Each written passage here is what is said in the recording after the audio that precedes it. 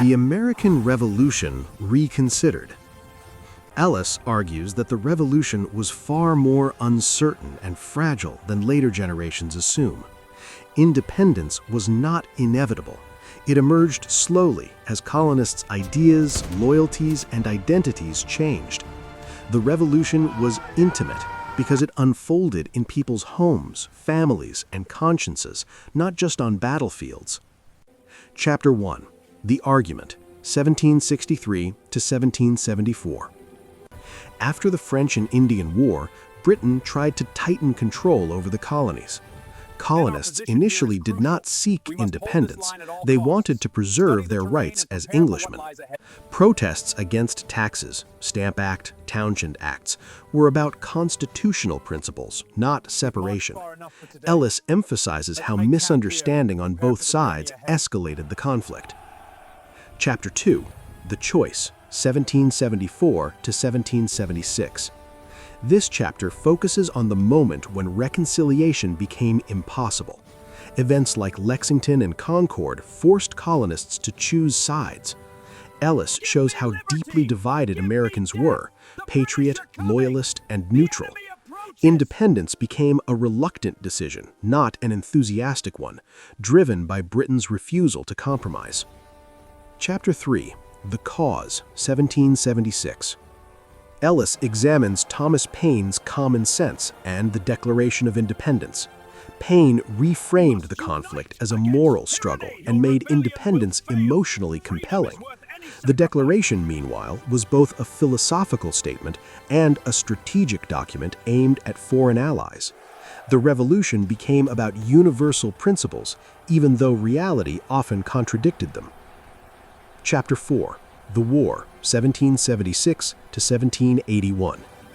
Rather than detailing battles, Ellis focuses on how George Washington held the Continental Army together despite near constant failure. The American strategy was survival, not victory. The war was brutal, chaotic, and deeply unpopular in many regions. Washington's leadership, restraint, and patience were decisive. Chapter 5. The People's War. Ellis explores how the war affected ordinary Americans, farmers, women, enslaved people, Native Americans, and Loyalists. Many suffered displacement, violence. The American Revolution, An Intimate History is a stunning, richly illustrated book released in late 2025 by historian Jeffrey C. Ward and renowned filmmaker Ken Burns. It serves as the companion volume to Burns' acclaimed 6-part, 12-hour PBS documentary series of the same name, which premiered in November 2025. This New York Times bestseller takes a deeply human-centered approach to the American founding struggle, 1775 to 1783, portraying the Revolution not just as a heroic tale of independence, but as a complex, multifaceted event, a war for independence, a brutal civil war among neighbors, and a global conflict involving European powers. It draws on eyewitness accounts, personal stories, and diverse perspectives, including those of ordinary soldiers, loyalists, enslaved people, women, and indigenous communities, to make the era feel immediate and intimate. From a small spark kindled in America, a flame has arisen, not to be extinguished. We think about independence movements of the 20th century. You don't always recognize the fact the United States actually started that. The American Revolutionary Movement served as a model for freedom from oppression. America is predicated on an idea that tells us who we are, where we came from, and what our forebears were willing to die for. Colonists said no taxation without representation. The fear was, if we give in to this precedent, what will they do in the future? Crisis changes people. It gave different people different ideas about what they should be doing. It gave them a space to make this democracy real. The founders thought we can start over again. We can begin the world anew. The British objective is to suppress the rebellion, force them to acknowledge the authority of the king. Washington understands the war he's fighting. He doesn't have to win. He only has nothing to lose. He becomes quite eloquent in trying to persuade people we're all Americans.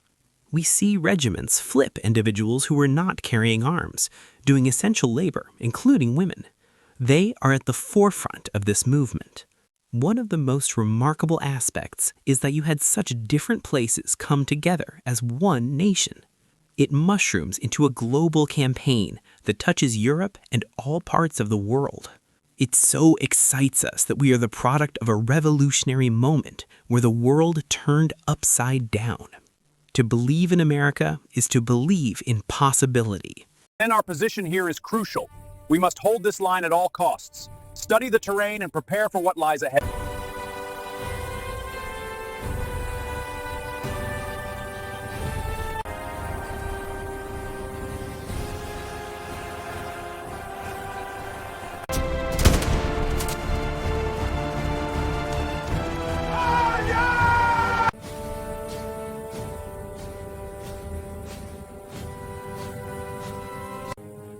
We've marched far enough for today.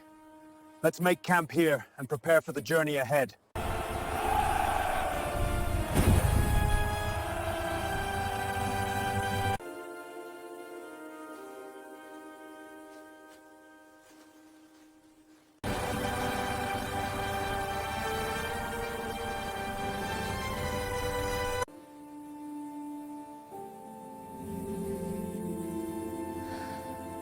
We must unite against tyranny!